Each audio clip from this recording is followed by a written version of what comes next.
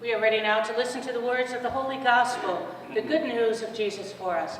Please stand and join me in the Gospel acclamation.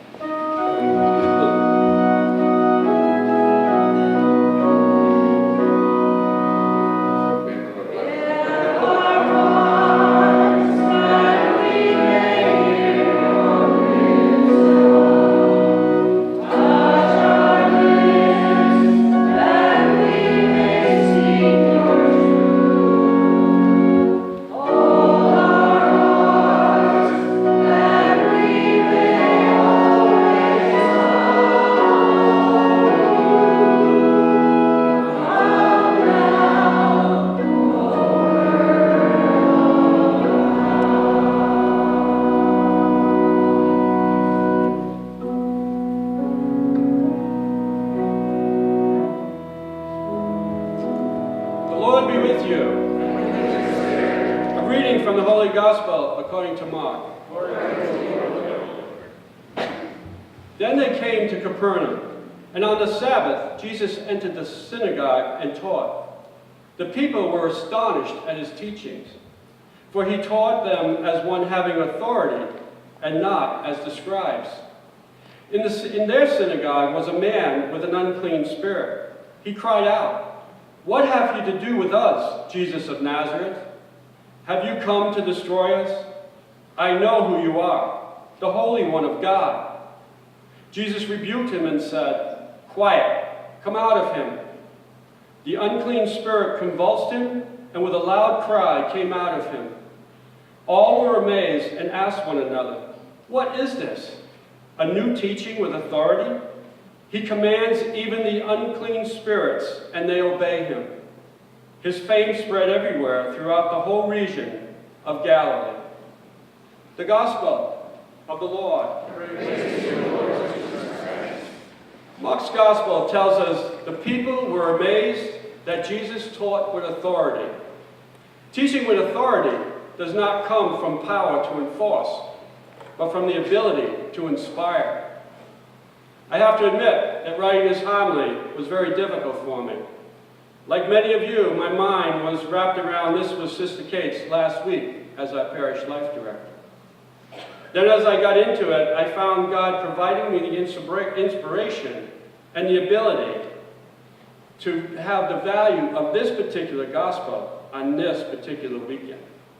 It started with that first statement, Jesus taught with authority. Did not Sister Kate teach us with authority? Yes. Teach us with the authority to inspire, the authority to be creative, and the ability to lead. Jesus taught not as a scribe, but with authority. In the time of Jesus, the scribes taught in the synagogue, and they backed their words by quoting rabbis and the Old Testament verses. Jesus taught from his words and from the Word of God. Jesus was a different kind of teacher.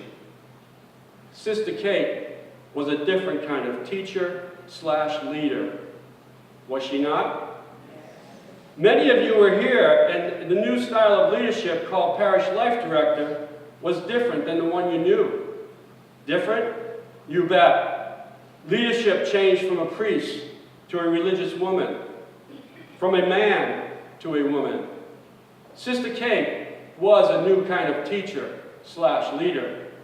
Sister Kate walked side by side with you as the church grew in its mission and its ministry. I wasn't here 10 years ago when Sister Kate came to St. Michael's, but I've been here for 5 years. And to use a well-used cliché, I wish I had a penny for every time I heard Sister Kate set this parish on fire. So many times people have said to me, I came to church but was never involved, but Sister Kate asked me to do something, and there was something about her. You wanted to share Jesus outside the walls of the church. You wanted to carry out the ministry of this church. Yes, Sister Kate shook up St. Michael's. She brought the church to an awareness of the poor, an awareness of the sick, and an awareness of society's vulnerable. She empowered us to make changes in society. In our thinking, she made us go deeper than surface issues to get to the root. Look around you. and you'll see parishioners who are on boards of many charities. You'll see parishioners who work with the sheep. Now, I am not going as far as Pope Francis and say, you must smell like the sheep. I have yet to meet any parishioners here at St. Michael's that smell like sheep. But yes, Sister Kate shook up St. Michael's and the surrounding community. Leading educators say the #1 qualification of a good teacher is enthusiasm for the subject being taught. The word enthusiasm comes from the Greek language when it means God within. Ralph Waldo Emerson said, "Nothing great was ever achieved without enthusiasm." Jesus taught and acted with enthusiasm in his mission and his ministry. Sister Kate empowered us with enthusiasm for the love of Jesus and to hear the cry of the poor. In a few minutes, Father will be leading us in the Eucharistic prayer. It is the central prayer of the entire celebration. It is a prayer of thanksgiving to the Father. It is our opportunity to be thankful for the things we have. It is a chance to be thankful for the 10 years of Sister Kate's leadership. It is a time to be thankful that we are empowered to carry on the good that she has embedded in our parish and ourselves. Jesus said to the demon, "Quiet, come out of him." And the demon left the man. Demons or evil can still dominate our world today. There can be doubt in our minds about how do we move forward. Doubt can cause us confusion and be disruptive to what we have to do. Doubt can immobilize you. We need to remember that we are the church. We will succeed today, tomorrow, and into the future.